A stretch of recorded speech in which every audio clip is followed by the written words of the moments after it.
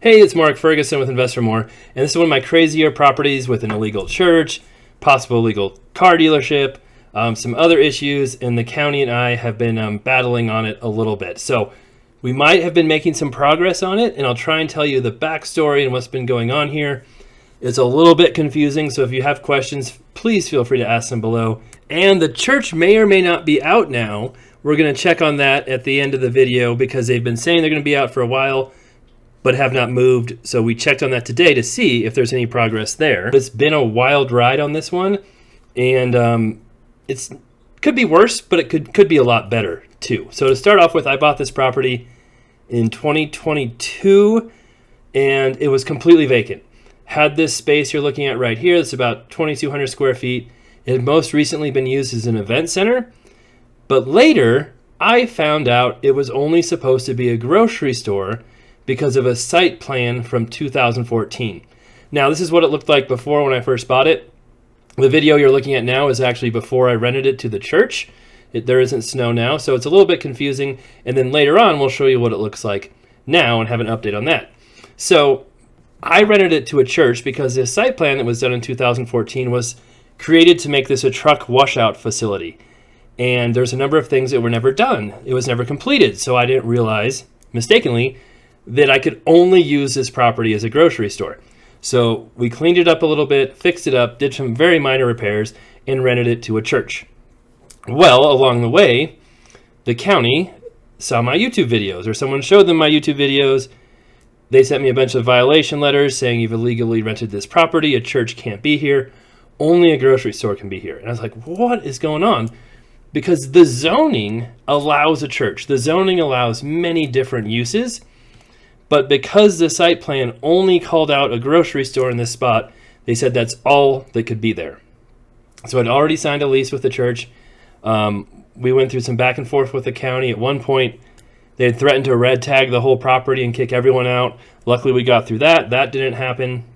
But it's been a tricky situation. Along with this, we have another building that is rented to a diesel mechanic. And that is okay because that building is specifically listed as being a car repair, diesel repair facility. So that was okay.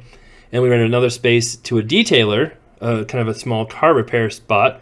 And that was also okay because that was specifically called out for that use in the site plan as well. Now, the detailer, after a few months, actually went under and stopped paying rent. So we had that vacant for a little while. Well, we had someone who wanted to put a car dealership there and have been asking me forever to put a car dealership on this property. And I told them, no, you can't do that. It's not approved for a car dealership. We'd have to get that approved through the county through amending a site plan. So to be able to use this space for anything but a grocery store, I have to amend the site plan to not have a concrete washout facility here, even though it's not built. I have to amend the site plan, change it, and do some other work on the property too, which was called out in the site plan and never completed. Mostly a little bit of grading work, some other work. There was some French drains installed already. We cleaned those out, cleared those up. We've done some other work on the property, cleaned it up, but there's still a little bit more to do. So, along with talking to the county, we had multiple meetings with them.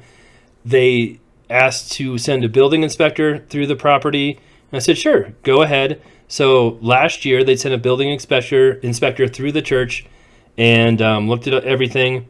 My assistant went over there, and I never heard anything. So I'm like, okay, that's cool. And then a few months ago, I'd updated the county because they wanted me to update them on what was going on. I said, hey, the church is moving out. We're not sure who a new tenant might be, but can I list just any business approved per current zoning? And they said, no, you can't do that. It has to be more specific. So I'm like, that's frustrating. But in that same kind of email chain, they said, and you never fixed all the building code issues. I'm like, what are you talking about? They're like, we sent you a number of building code issues in that building in violations, and you never got back to us or fixed them. I'm like, nobody sent me anything. And so I talked to the building inspector, and I'm like, no one sent me anything. He's like, here's the email, or here's the list of all the stuff that you didn't do. I'm like, can you please send me the email that was sent to me for this? And they sent me an email that was forwarded to the people in the county, but never forwarded to me. And I said, this was never sent to me. And they said, well, we gave it to your assistant when we walked through. I'm like, are you sure? Because he says he didn't get anything. And it seems kind of odd that you'd be able to write up a full report And all of these violations in one visit without checking code and all that different things. And then they've said, well, it doesn't really matter what happened. What matters is these code violations exist. So we told them we could work on those violations once the church moved out, and we'll show you if they did or not here pretty soon. Now, along with the whole site plan thing and finding a new tenant, we said, well, we can't list all the businesses that are approved for zoning in this site plan. You want us to be more specific, but we don't know who the tenant's going to be yet. And I'm like, well, do you have any idea? I'm like, no, it could be any number of people, and I don't want to limit myself to, a few different businesses if someone else wants to rent it. So I said, we kind of have to either allow all the businesses per zoning, or we have got to wait until I find a new tenant before we do anything with the site plan. And they said, yeah, you're right. We probably should wait before you find a tenant.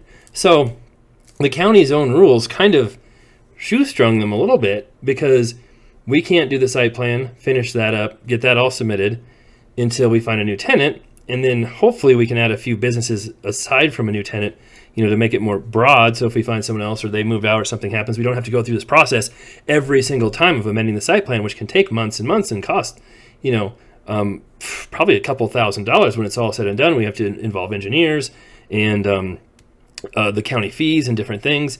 It's pretty intense.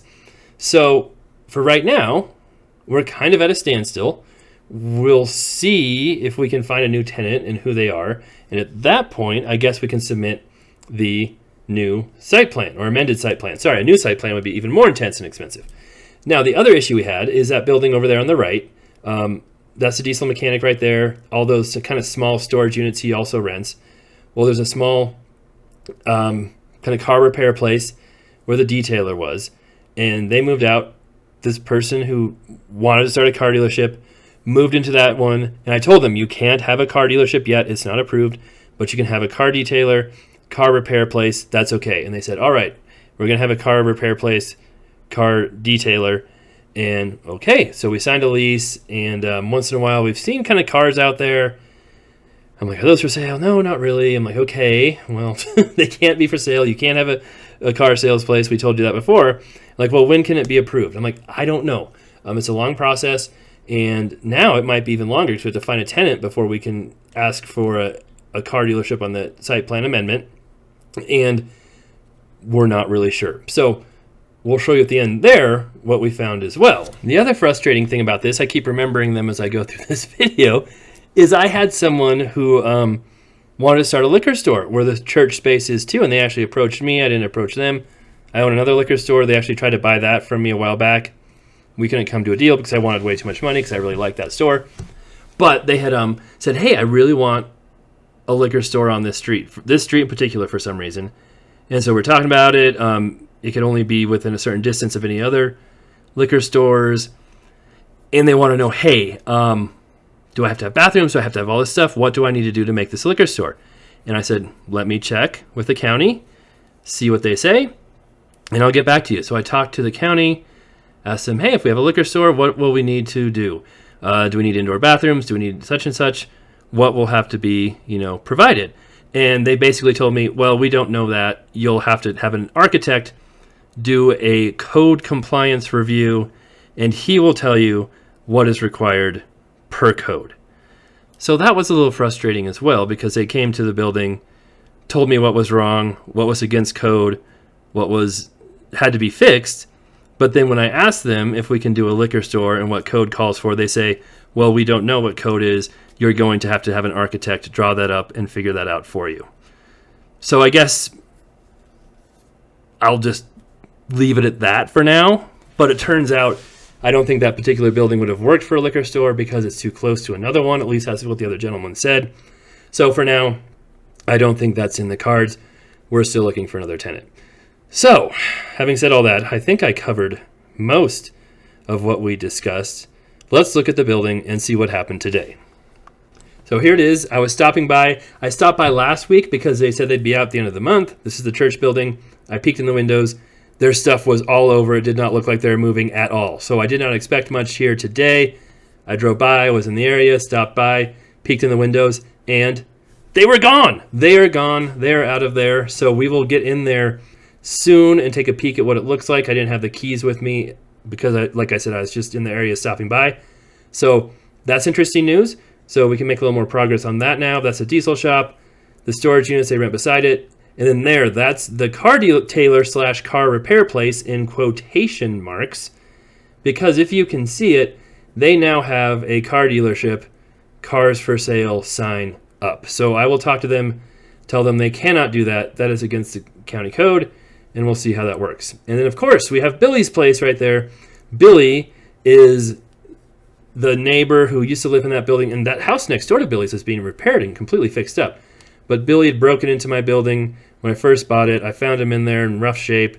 We called the paramedics, got him hydrated, fixed up. We bought him some food, bought his dog some food.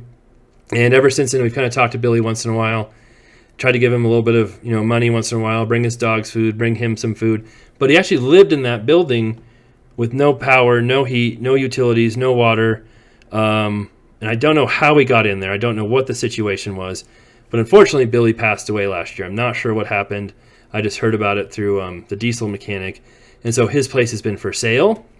And if you want to peek back at the video and see one reason why it hasn't sold yet, there are some jugs full of liquid still sitting in the front yard, and I will not tell you what that liquid is.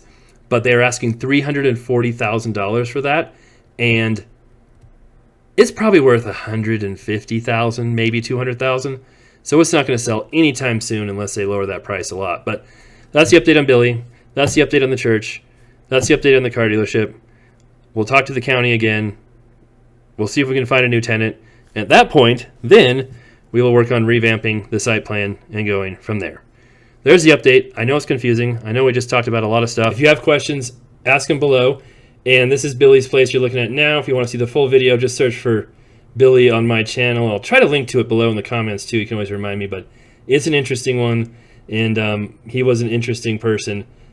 Rest in peace, Billy. And we'll see what happens with the county and this property in the future. We'll have updates and keep everyone informed on anything going on.